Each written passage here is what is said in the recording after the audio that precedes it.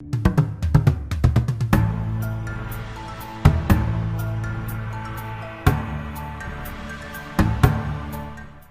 up guys, I'm Shane and this is Spare Change.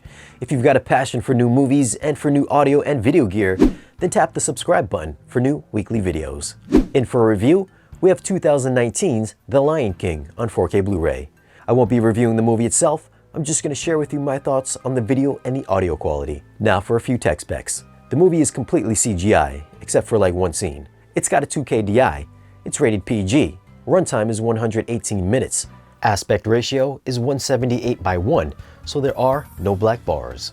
Alright, despite whether or not you like or dislike the movie because it follows too closely the cartoon, or because the animals don't show emotions on their faces, or the fact that Can You Feel the Love Tonight is shot during the day, all that aside, this movie looks pretty freaking amazing.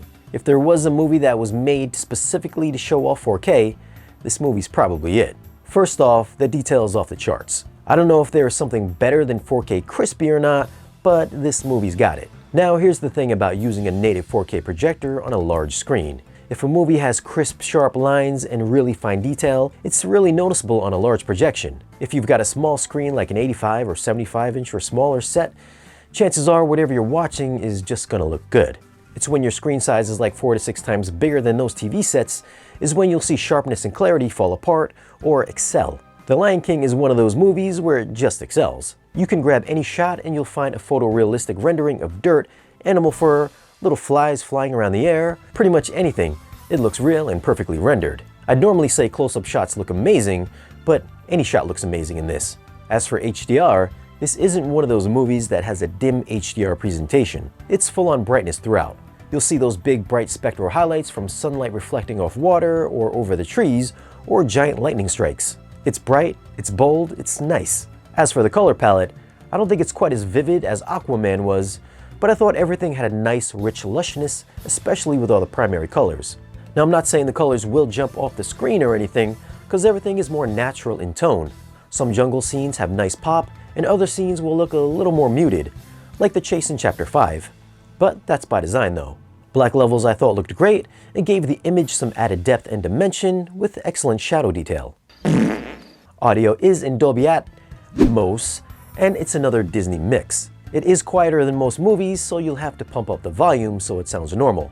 First off, the movie takes place outside in the jungle, in a desert, or in a cave, so you'd expect some great use of atmospheric effects in every one of your speakers. But being a Disney transfer, what I heard was a shallow atmospheric presentation, so getting the sensation of being outside in this wide open environment just wasn't there. Don't get me wrong now, there are some environmental sounds, but it sounded more compressed and closed in rather than expansive. As for Atmos side effects, they were used sparingly. There's the scene with Zazu flying above and talking above your head in Chapter 4, and Mufasa's voice plays through all the speakers in Chapter 16.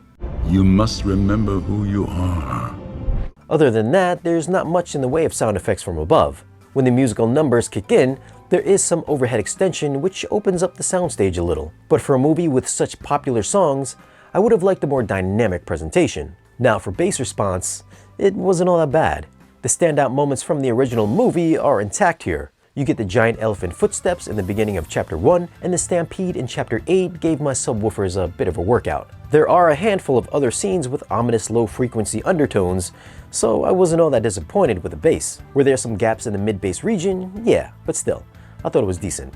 And dialogue was fine and always easy to hear. So for audio, I'm gonna go with an 8. It's got decent bass, but Atmos side effects were sparse, and I thought soundstage was too compressed feeling for a movie that should sound extremely expansive. But hey, it's a Disney release, so it's nothing new. For video, I'm gonna go with a 10. What can I say? When you walk in your local electronics shop and they're showing off their pre-made CGI demo to show off their 4K or 8K TV, this is one of those demos. And for all you guys that cry about a movie with a 2K DI and complain it doesn't look as good as one with a 4K DI, you should definitely watch this movie. Or you can just stick to your 1080p Blu-rays. It's clean, it's crisp, it's got excellent HDR. It's demo-worthy from beginning to end. So the question is, yes, buy the movie. If you're a home theater fan and need something to show off your 4K or 8K display, I don't think I've seen anything better this year. Whether or not you think the movie is good, still it doesn't change the fact that this movie looks phenomenal. So if you want to grab The Lion King on 4K Blu-ray, I'll leave some links in the description down below. Now tell me your thoughts on this 4K transfer.